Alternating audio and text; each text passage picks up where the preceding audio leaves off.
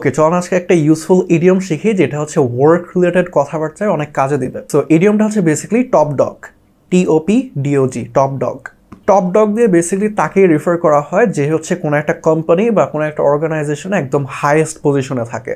So কোনো একটা কোম্পানির সিইও হতে পারে, ফাউন্ডার হতে পারে, বা লেটস সে কোনো একটা ফুটবল টিমের ক্যাপ্টেন হতে পারে, এরকম আর কি। অথবা খুব সিম্পলি কোনো একটা সিচুয়েশনে যে হচ্ছে সব থেকে হাইয়েস্ট পজিশন হোল্ড করে। সো আমি যদি আপনাকে একটা এক্সাম্পল দিই, যারা বেসিক্যালি ফুটবল দেখেন, আর্সেনাল অলওয়েজ হচ্ছে ফার্স্ট পজিশনে থাকে, তারপরে একদম সিজনের শেষের দিকে তাদের পজিশনটা হারায় ফেলে।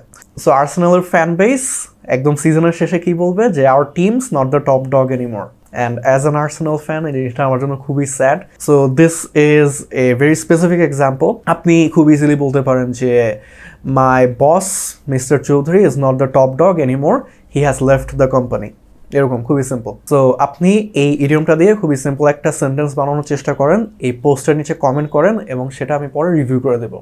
আর যদি আপনার কাছে এই ইডিয়মটা ইন্টারেস্টিং লেগে থাকে তাহলে এই ভিডিওটা শেয়ার করবেন। আমার নাম Nafi, and I'll see you on the next video.